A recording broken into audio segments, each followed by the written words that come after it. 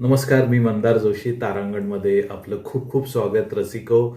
आज एक नवीन व्हिडिओ घेऊन मी तुमच्यासाठी आलो आहे, तुमच्या भेटीला आलो आहे. त्यासाठी ही एक विशेष निमित्त आहे आणि त्या निमित्त तुम्हाला माहितीच आहे. आज अयोध्येत श्रीराम मंदिराचा जो प्रतिष्ठापना सोहळा आहे तो तुम्ही बघितला असेलच आणि त्या निमित्ताने मी आज हा व्हिडिओ करतोय. आणि तुम्हालाही कल्पना असेल की श्रीरामचंद्रांवर आपल्याकडं बरेच हिंदी मराठी चित्रपट निघालेले आहेत. अनेक चित्रपटांनी उत्तम यश मिळवलेलं आहे आणि खूप प्रेक्षकांच्या मनात घर करून राहणाऱ्या कलाकृती आपल्याकडं प्रभू रामचंद्रांवर निघालेल्या आहेत. रामानंद सागर यांची रामायण मालिका तर घराघरात लोकप्रिय होती आहे आणि यापुढेही राहील. पण मी आज तुम्हाला एका वेगळ्या चित्रपटाची ओळख करून देणार आहे. तो म्हणजे अयोध्येचा राजा.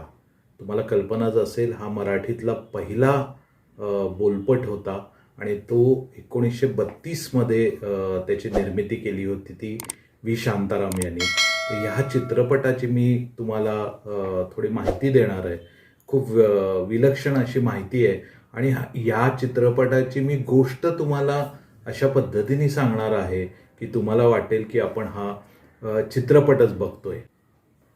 रसिको, हा चित्रपट मराठी आणि हिंदी अशा दोन्ही भाषांमध्ये बनला होता. मराठी चित्रपटाचं शीर्षक होतं अयोध्येचा राजा, तर हिंदीचं शीर्षक होतं अयोध्ये का राजा. दादासाहेब फाळकेंनी चित्रपटसृष्टीची मुहूर्तमेढ रोवली. मुखपटांपासून सुरू झालेला भारतीय चित्रपट बोलपटांपर्यंत येऊन पोचला तो 1932मध्ये. 1931मध्ये आलमारा हा पहिला हिंदी बोलपट प्रदर्शित झाला होता. त्याचवेळी व्ही शांताराम यांना देखील मराठीत बोलपट करावासा वाटला आणि अवघ्या वर्षभरात त्यांनी हा मराठीतला पहिला बोलपट तयार केला. प्रभात फिल्म कंपनी आणि व्ही शांताराम यांच्या संयुक्त विद्यमानातून प्रेक्षकांना लाभलेल्या दर्जेदार चित्रपटांपैकी ही पहिली कलाकृती. ती पाहताना आपल्याकडची कलाकार मंडळी किती श्रेष्ठ दर्जाची होती याची खात्री पटते. अयोध्येचा राजामध्ये एका चित्रपटासाठी लागणारं सगळं काही होतं. त्यात कारुण्य होतं, वीररस होता, त्यागाची भावना होती, खलनायकांची कुटील कारस्थानं होती, संगीतानं तो ओतप्रोत भरलेला होता आणि कलावंतांच्या दर्जेदार अभिनयानं तो नटला देखील होता. सरतेशेवटी खलनायकाचा पराजय होऊन नायकाच्या गळ्यात विजयाची माळ पडणारा तो चित्रपट होता. म्हणूनच तो यापूर्वी श्रेष्ठ ठरला आणि यापुढेही राहील. अयोध्येचा राजा या चित्रपटाची कल्पना शांताराम बापूंना सुचली ती सत्व परीक्षा या नाटकावरून. राजा हरिश्चंद्रांची भूमिका साकारली आहे ती संगीतकार गोविंदराव टेंबे यांनी. खरं तर टेंबे हे व्ही शांताराम यांची पहिली पसंत नव्हते. त्यांची केवळ संगीत दिग्दर्शक म्हणूनच निवड झाली होती. नायक म्हणून एका दुसऱ्याच नटाची निवड झाली होती. तालमीही झाल्या, परंतु या कलाकारानं स्वतःच शांताराम बापूंना ही भूमिका आपण साकारू शकणार नसल्याचं स्पष्ट केलं. तेव्हा शांताराम बापूंनी मग या भूमिकेसाठी टेंबे यांची निवड केली. या पहिल्या बोलपटानं दुर्गा खोटे, बाबूराव पेंढारकर, मास्टर विनायक असे दिग्गज कलाकार मराठी चित्रपटसृष्टीला दिले. मास्टर विनायक यांनी या चित्रपटात नारदाची भूमिका साकारली होती. हा चित्रपट चित्रित झाला तेव्हा प्रभात कंपनीचं वास्तव्य कोल्हापुरात होतं.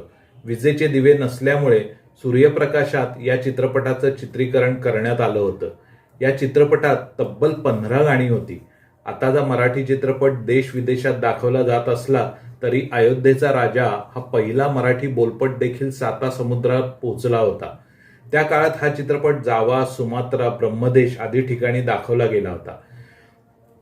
हा चित्रपट तब्बल 12 आठवडे चालला होता. हा पहिला मराठी बोलपट असल्यामुळे त्यात आवाजाला सर्वाधिक महत्त्व असणं साहजिक आहे.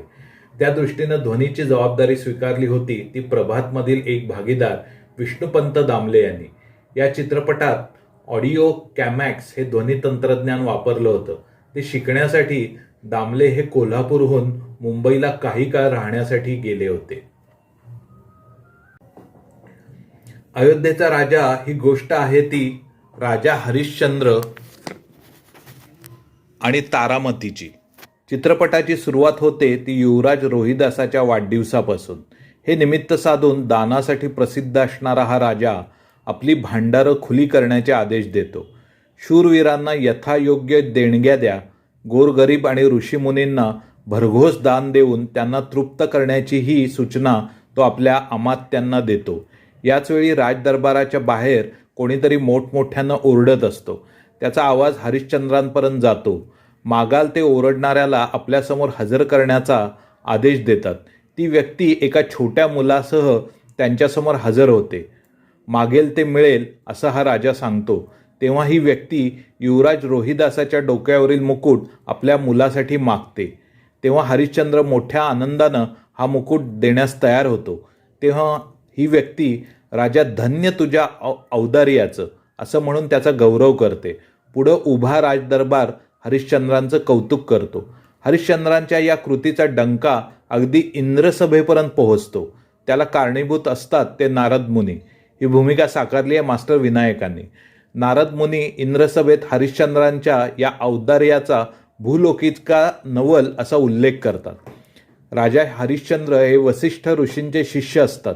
परंतु हरिश्चंद्रांचं होणारं कौतुक काही विश्वामित्रांना मानवत नाही. आपण पारखल्याशिवाय उगीच हरिश्चंद्रांचा उदो उदो करणार नसल्याचं ते स्पष्टपणे सांगतात. तो आपल्या सच्चेपणात खरा उतरला तर आपली सारी तपश्चर्या त्याला अर्पण करण्याचीही ते घोषणा करतात. इकडे राजमहालात तारामती एकट्याच गात असतात. गाणं संपताना त्यांना हरिश्चंद्राची चाहूल लागते. तेव्हा ते त्यांना आपण पुन्हा गाऊ का असं विचारतात.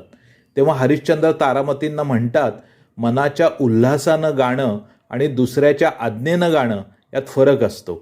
याचवेळी युवराजांच्या डोक्यावरील सोन्याचा मुकुट पाहून हरिश्चंद्रांना प्रश्न पडतो. ते अमात्यांना बोलवून घेतात आणि हा मुकुट ज्याला आपण दान करण्याबद्दल सांगितलं होतं त्याला देण्यास सांगतात.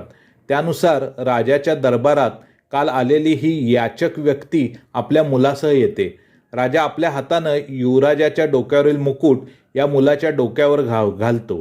त्याचवेळी विश्वामित्रांचं तिथं आगमन होतं. रोहिदासाच्या डोक्यावरचा मुकुट म्हणजे राजाचं राज्य नव्हे. क्षुल्लक दानाचा एवढा आनंद का असा प्रश्न ते हरिश्चंद्रांना विचारतात. तेव्हा हरिश्चंद्र उत्तरतात, दिलेला शब्द खरा केला पाहिजे हे माझं ब्रीद. सत्य हा हरिश्चंद्राचा प्राण आहे. त्यावर विश्वामित्र म्हणतात, एखाद्यानं राज्य मागितलं तर ते देशील का? हरिश्चंद्र त्याला होकार दर्शवतात आणि आपल्या 9 खंडांचं राज्य विश्वामित्रांना देऊन टाकतात. तेव्हा विश्वामित्र आपल्या शिष्याच्या डोक्यावर राजमुकुट ठेवण्यास सांगतात. दानाचा आनंद घेण्यास आता मी मोकळा आहे असं जेव्हा हरिश्चंद्र म्हणतात तेव्हा विश्वामित्र त्यांच्यासमोर नवीन अट घालतात. स्वकष्टानं 1000 सुवर्ण मोहरा मिळवल्या तरच तू दानाला पात्र ठरशील असं ते म्हणतात. या अटपूर्ततेसाठी हरिश्चंद्र, तारामती आणि रोहिदास आपल्या अंगावरचे सुवर्णलंकार उतरवून राजमहाल सोडून शेजारच्या राज्यात जातात. इकडे राजा झालेली व्यक्ती जनतेला राजदरबारात भेटण्याऐवजी राजमहालात बोलावणं धाडू लागते. हरिश्चंद्र आणि त्याच्या कुटुंबाची वणवण सुरू होते. एकदा रोहिदास तहानेनं व्याकुळ होतो. तेव्हा विश्वामित्र हरिश्चंद्राचं सत्वहरण करण्यासाठी तिथं पाणपोई उपलब्ध करतात. रोहिदास या पाण्याला तोंड लावणार एवढ्यात हरिश्चंद्र तिथं येतात आणि त्याला पाणी पिण्यापासून रोखतात. रोहिदास हा तर हरिश्चंद्रांचाच मुलगा. आईवडिलांकडे पाहून तो म्हणतो, तुम्हाला पाहून माझी तहान नाही उरली. ते पाहून विश्वामित्र आणखी भडकतात. भविष्यातील संकटांची ते हरिश्चंद्रांना सूचना करतात. चालत चालत ही मंडळी काशी राज्यात येतात. तिथं त्यांना गंगानाथ नावाची एक धनाढ्य व्यक्ती भेटते. तारामतींकडे पाहून तो या तिघांनाही आपल्याकडे नोकरी देतो. हरिश्चंद्रांना लवकरात लवकर 1000 मोहरा मिळवायच्या असतात. परंतु त्यासाठी त्यांना पडेल ती कामं करावी लागतात. गंगानाथाची पालखी उचलावी लागते. ताराराणींना गंगानाथाच्या पत्नीची सर्व कामं करणं भाग पडतं. ताराराणीचं सौंदर्य पाहून गंगानाथाची बायको त्याला विचारते, एवढ्या सुंदर स्त्रीला दासी म्हणून कशाला आणलीत? यावर बेरकं हास्य चेहऱ्यावर आणीत गंगानाथ म्हणतो, भलतीच तुझी शंका. तुझी सर दुसरीला येईल का? गंगानाथाकडे काम करण्याच्या हरिश्चंद्रांना फक्त 10 मोहरा मिळतात.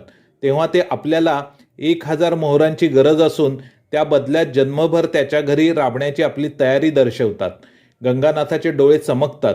तो अंतःपुरात जातो. 1000 मोहरांच्या बदलात तू हवी आहेस असं ताराराणींना थेट सांगतो. तेव्हा हे स्वाभिमानी कुटुंब तिथून बाहेर पडतं. बाहेर जनावरांप्रमाणे माणसं गुलाम म्हणून विकली जात असतात.